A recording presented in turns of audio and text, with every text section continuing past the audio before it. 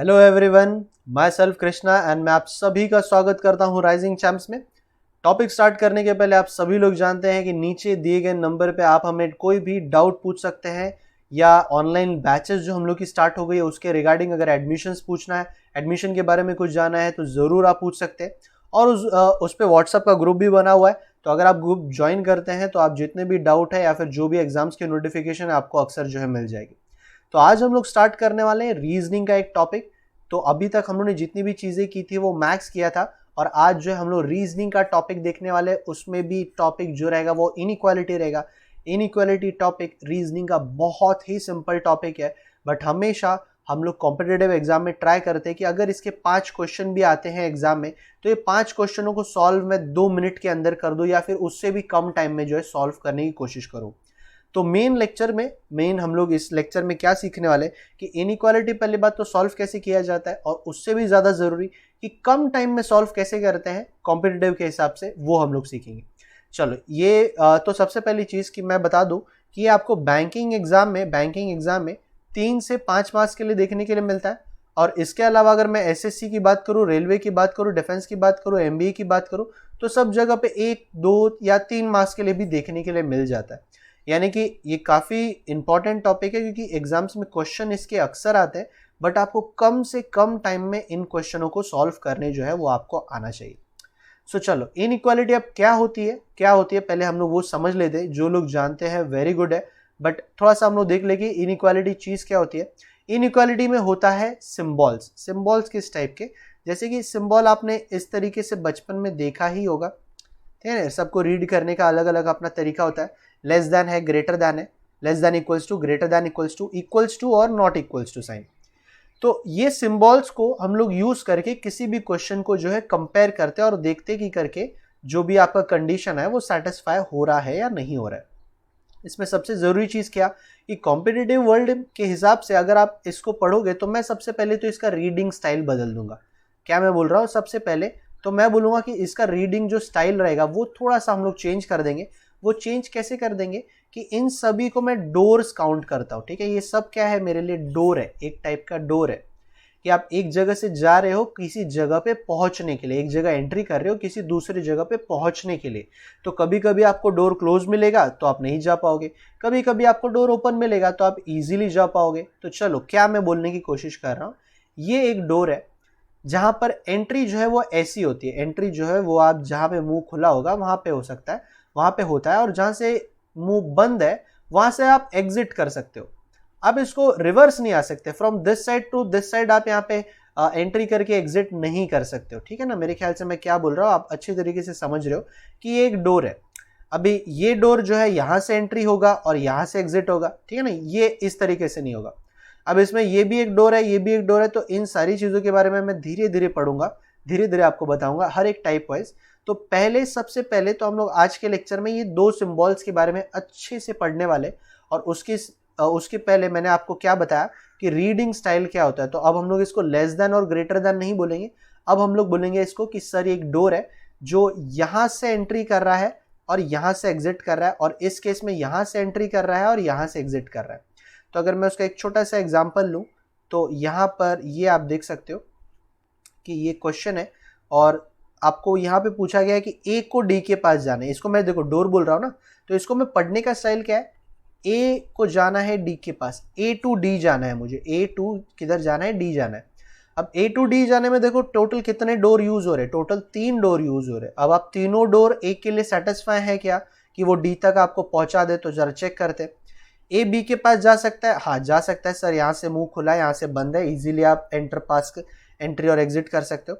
फिर B to सी जा सकते हो कि हाँ सर यहाँ भी ओपन है और यहाँ पे एग्जिट है, इक्वल्स टू का मैं आपको धीरे धीरे बताऊंगा। और सी टू डी जा सकते हो क्या, ये जो इक्वल्स टू है ये आपका बोथ साइड ओपन रहता है, तो यानी कि यहाँ से एंट्री यहाँ से एग्जिट इजीली हो गया, मतलब ये सिचुएशन आपका, ये चीज़ जो है आपका राइट हो गया। चलो एकदम मैंने आपको सिंपल लैंग्वेज में चीज़ें समझाने की कोशिश की है कि आपका डोर एंट्री कहाँ से होगा, एग्जिट कहाँ से होगा, किसको किसके पास जाना है, तो वो आपको कैसे चेक करना है। फिलहाल हम लोग बढ़ते हैं टाइप नंबर 1 पे। टाइप नंबर 1 पे आते हैं जहाँ पे हम लोग ये 2 सिंबल्स के बारे में अच्छी तरीके से आज पढ़ने वाले। ये 2 सिंबल्स के ऊपर हम लोग चीज़ें जो है अच्छी तरीके से आज क्लियर करने वाले। अब सबसे पहली बात तो इनइक्वालिटी में क्या होता है इनइक्वालिटी में होता है स्टेटमेंट और इनइक्वालिटी में होता है कंक्लूजन। स्टेटमेंट यानी कि क्या? स्टेटमेंट यानी कि क्वेश्चन में डेटा कैसा दिया गया। अब देखो इसके पहले जो मैंने एग्जांपल लिया था वो सिंपल एक लाइन में था, बट देखो यहाँ पर 3 डेटा दिया है। एक ये है डेटा, एक ये वाला डेटा है और एक ये वाला डेटा है। ये आपको एग्जाम में ऐसे का ऐसे ही दिखता है, कभी भी सिंगल लाइन में चीजें कभी नहीं आपको दिखेगी, थोड़ा सा आपको तोड़ तोड़ कर जो है दिया जाएगा। स्टेटमेंट यानी कि क्वेश्चन, कंक्लूजन यानी कि जो आपको फाइंड आउट करना है, जो आपको ढूंढने की कोशिश करनी है, उसको हम लोग कंक्लूजन बोलते हैं। सो अब इस स्टेटमेंट को मैं एक सिंपल लाइन में लिखता हूं मैं, तो शायद आपको ईजी हो जाएगा इसका आंसर निकालना।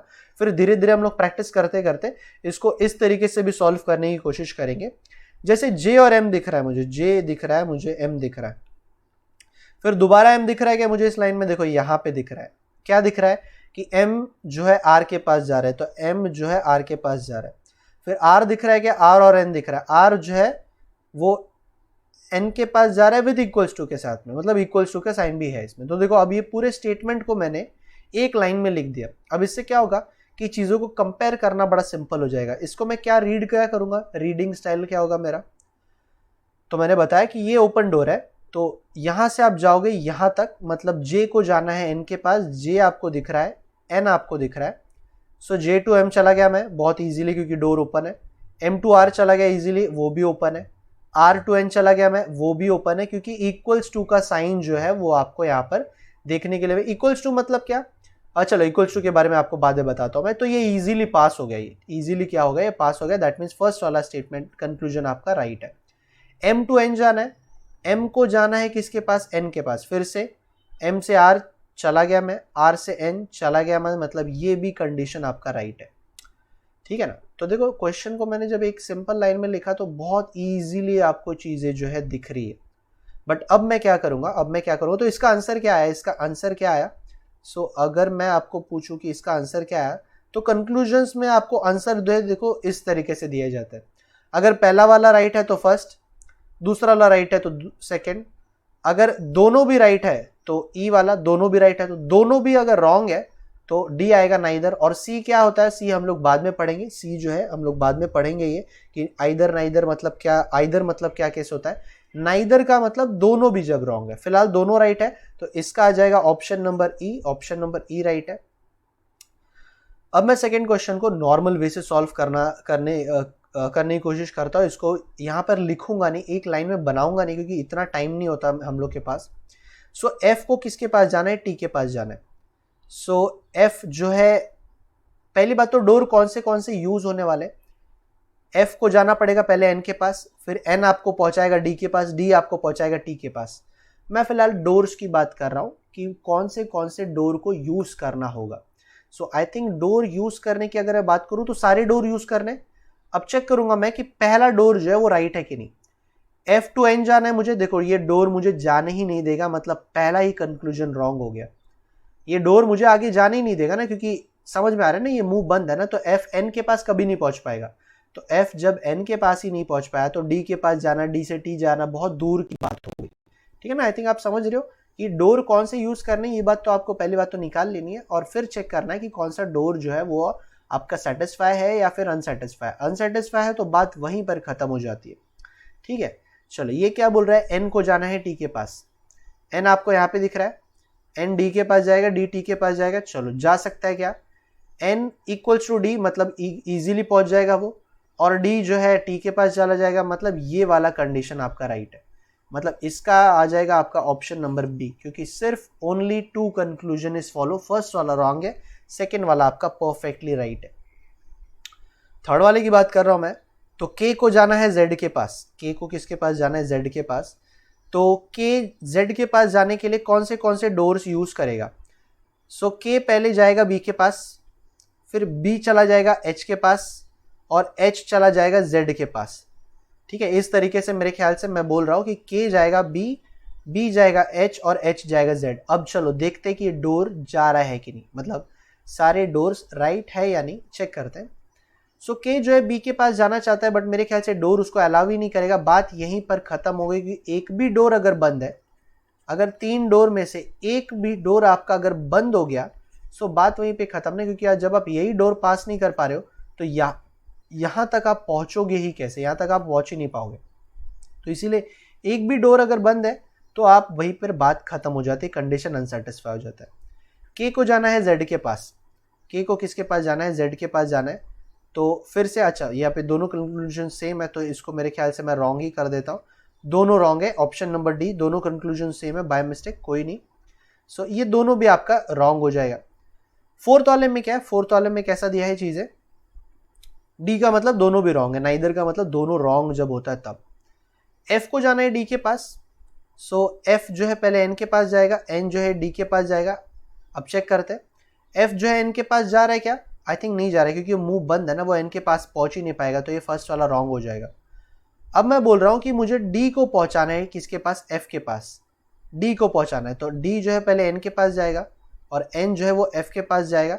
चलो चेक करते हैं दोनों सेटिस्फाई है, डी एन के पास इजीली पास हो जाएगा क्योंकि इक्वल्स टू का साइन है, और एन जो है वो एफ के पास इजीली पास हो जाएगा क्योंकि मुंह खुला है इस तरफ। तो सेकेंड वाला कंक्लूजन राइट है, ऑप्शन नंबर इसका आ जाएगा B, when only if two is true, मतलब if only second conclusion is right, और फर्स्ट वाला आपका रॉन्ग है। सो चलो J2R जाना है मुझे। अब आई थिंक आप समझ रहे हो कि करके कैसे आपको निकालना होता है और क्यों इसके आंसर जो है बड़े ही हम लोग को जल्दी जल्दी निकालने होते हैं, क्योंकि बहुत सिंपल होता है। J2R जाना है मुझे, तो पहले मुझे J से M जाना पड़ेगा, M से R जाना पड़ेगा। चलो चेक करते हैं, तो J to M पास हो जा रहा हूँ मैं, M to R पास हो जा रहा हूँ, दैट मीन्स ये राइट है आपका। अब मैं चेक करूंगा कि N to R sorry, so N to R तो देखो यहाँ पे डायरेक्टली दिया है और ये क्लियर कट दिख रहा है कि वो आपका पास नहीं हो रहा है, दैट मीन्स फर्स्ट वाला राइट है, सेकंड वाला रॉन्ग है, ऑप्शन नंबर ए आ जाएगा। कंक्लूजन नंबर 1 राइट है और कंक्लूजन नंबर 2 जो आएगा वो रॉन्ग हो जाएगा। ठीक है, कंक्लूजन नंबर 2 जो है वो रॉन्ग हो जाएगा। सो यहाँ पर मैं क्या बोलने की कोशिश कर रहा हूँ कि एग्जाम में आप कभी भी इनइक्वालिटी सॉल्व करने के लिए कुछ भी नहीं लिखते हो, आप सर क्या करते हो, ध्यान से ऑब्जर्व करते हो किसको किसके पास पहुँचना है। अगर आप वो समझ गए तो आई थिंक आपको ईजिली जो है आंसर मिल जाएगा। चलो वीडियो थोड़ा सा छोटा ही होने वाला है क्योंकि हम लोग ये जो है बहुत ज़्यादा डिफिकल्ट चीज़ नहीं है। सो फटाफट जो है अब इसको सॉल्व कर लेते हैं। अब आप इन 5 क्वेश्चनों को चाहिए तो फटाफट सॉल्व कर लो और आंसर हम लोग जो है लास्ट में डिस्कस करेंगे, डिस्कस करते चलेंगे हम लोग। K to H, so K to B, B to H जाना है, K to B जाना पड़ेगा, फिर B H के पास लेकर जाएगा, बट K जो है वो B के पास ही नहीं पहुंच पा रहा है, बात खत्म वहीं पर। Z से B जाना है तो Z से H जाना पड़ेगा, H से B जाना पड़ेगा। ठीक है, चलो Z B H के पास पहुंचा दे रहा है, और H जो है B के पास पहुंचा दे रहा है, क्या राइट है, मतलब इसका ऑप्शन नंबर ए आ जाएगा। चलो अब यहाँ पे मैं इंपॉर्टेंट चीज़ आपको बताता हूँ, अब सब लोग का ज़रा फोकस यहाँ पे होना चाहिए। मैं क्या बोल रहा हूँ कि सपोज Z है, H है, H के बाद आपका B है और B के बाद आपका K है। ठीक है, ये क्वेश्चन है। अब कंक्लूजन में आपको क्या दिया है, कंक्लूजन में आपको क्या दिया है, K to H नहीं, Z to B जाना है मुझे, Z to B जाना है। अभी Z to B जब जाना है मुझे तो Z to H जाना है, H to B जाना है। चलो इजीली पास हो गया। बट अगर इस क्वेश्चन में यहाँ पर भी इक्वल्स टू होता, ठीक है, इस क्वेश्चन में यहाँ पे भी इक्वल्स टू होता तो ये रॉन्ग हो जाता। चलो अब मैं आपको समझाता हूँ इसमें कैसा रूल कैसा रहता है कि इक्वल्स ग्रेटर देन या स्मॉलर देन के साथ में इक्वल्स टू तभी आता है when all the signs contain equals to sign. जैसे कि आप Z से शुरू कर रहे हो और आप B तक पहुंच रहे हो, Z से शुरू कर रहे हो B तक पहुंच रहे हो, Z से लेकर B तक कितने सिंबल्स यूज हुए, एक 1 हुआ है यहाँ पर यूज और एक 2 हुआ, और ये दोनों साइन में इक्वल्स टू साइन आपको नजर आ रहा है। दैट मीन्स जो भी बंदा जिसके भी पास हो जाएगा वो पास होने के साथ में इक्वल्स टू का साइन जरूर कैरी ऑन करेगा। ये मैं आपको नेक्स्ट टॉपिक में नेक्स्ट पार्ट में बताने वाला था, बट ये चीज़ मैं यहीं पे क्लियर कर देता हूँ क्योंकि कभी कभी आप यहाँ पे रॉन्ग कर देते हो। तो अगर if all the signs between 2 person contains equals to sign, that means वहाँ पे इक्वल्स टू आना नेसेसरी है। सो अगर आपका ये इस तरीके से पूछा है तो ये रॉन्ग हो जाएगा, बट फिलहाल अगर आपको ग्रेटर देन इक्वल्स टू पूछा है तो ये राइट हो जाएगा, because in the question all the signs between Z to B contains equals to sign. मैं ऑल द साइन की बात कर रहा हूँ, Z से लेकर B तक सारे के सारे साइन अगर इक्वल्स टू कंटेन करते हैं, जैसे कि इस केस में मैं अभी बना दिखाया है मैंने, सो इक्वल्स टू का साइन आना जरूरी है। अगर इक्वल्स टू नहीं होगा तो वो क्वेश्चन जो है वो आपका रॉन्ग हो जाएगा। ठीक है, हम लोग इसको नेक्स्ट पार्ट में और अच्छे से समझने की कोशिश करेंगे। तो फिलहाल मैं थोड़ा सा इसको ब्रेक देता हूँ और हम लोग इसके फटाफट जो बाकी क्वेश्चन है उसको सॉल्व करते हैं। ठीक है, सो यहां पर आ जाएगा option number A, option number first वाला रॉन्ग है, सेकंड वाला राइट है, तो ऑप्शन नंबर बी जो आएगा वो यहाँ पे आपका राइट आ जाएगा क्योंकि सिर्फ सेकंड वाला राइट है। जे टू एच जाना है मुझे, सो जे टू एम चला गया मैं, एम टू आर चला गया मैं, आर टू एच चला गया मैं, तो ये आई थिंक राइट है आपका। और एच टू जे जाना है, सो एच टू आर नहीं जा पाऊंगा, आर टू एम, तो चलो ये सेकंड वाला रॉन्ग है, तो फर्स्ट वाला आपका राइट है सर, फर्स्ट वाला आपका जो है वो राइट है। सी टू बी जाना है, सी टू एम भी पास नहीं हो पा रहा हूं मैं क्योंकि और तो कोई ऑप्शन ही नहीं है, तो फर्स्ट वाला रॉन्ग हो जाएगा यहाँ पे क्योंकि सी को बी तक पहुंचने के लिए एम तक तो जाना पड़ेगा, फिर एम को जाना पड़ेगा के पास, के को जाना पड़ेगा, बट पहला ही ड्रॉ गलत है, तो इसीलिए फर्स्ट वाला कंक्लूजन आपका यहाँ पे रॉन्ग हो जाता है। सेकंड के टू सी जाना है मुझे, सो के टू एम चला गया मैं, एम टू सी चला गया मैं, एकदम परफेक्ट, ये राइट है, ऑप्शन नंबर बी आ जाएगा, सिर्फ सेकंड वन राइट है, फर्स्ट वाला रॉन्ग है। और ये दोनों क्वेश्चन की बात करें तो M to H, so M to R, R to H, perfect, दोनों पास हो रहा है। J H to J, so H to R to M, M to J, ये ऐसे पास हो सकता था बट एच टू आर ही नहीं जा पा रहा है, तो ये बात है यहीं पे खत्म, ऑप्शन नंबर ए, क्योंकि सिर्फ फर्स्ट वाला डोर जो है वो आपका फर्स्ट वाला कंक्लूजन जो है वो आपका राइट है। और लास्ट की अगर मैं बात करूं सो बी टू सी जाना है मुझे, सो बी टू के टू एम, एम टू सी, चलो बी टू के जा रहा है क्या, नहीं जा रहा है, बात यहीं पर खत्म, पहला ही डोर गलत है। सी टू के जाना है मुझे, तो सी टू एम जाना पड़ेगा, एम टू के जाना पड़ेगा, तो चलो सी टू एम चला गया क्या, मैं नहीं चला पाया, तो फिर ये दोनों भी कंक्लूजन आपका रॉन्ग है, ऑप्शन नंबर डी आ जाएगा, both the conclusions are wrong.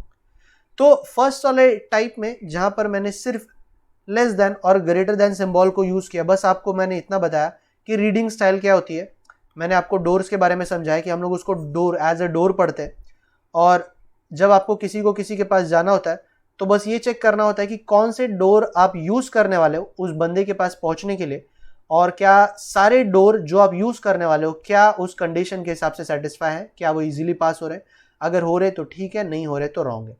Option A का मतलब फर्स्ट वाला राइट, सेकंड वाला रॉन्ग, ऑप्शन बी का मतलब फर्स्ट वाला रॉन्ग, सेकंड वाला राइट, नाइदर का मतलब दोनों रॉन्ग है, और बोथ का मतलब दोनों राइट है, आइदर जो है मैं आपको बाद में जो है बताते रहूंगा। सो आज के लिए मैं स्टॉप करूंगा, आज का वीडियो काफी छोटा रखूंगा मैं क्योंकि ये टाइप बड़ा सिंपल था। सो नेक्स्ट लेक्चर में जल्दी मिलेंगे इसके कुछ और सिंबल के साथ, तब तक के लिए सभी को take care and goodbye. अगर आपको हमारा ये वीडियो पसंद आया है तो प्लीज हमारे चैनल को ज्यादा से ज्यादा शेयर करिए, लाइक करिए एंड मोस्ट इंपॉर्टेंट सब्सक्राइब करना ना भूलिए। तो मिलते हैं अगले वीडियो में, तब तक के लिए take care and good bye.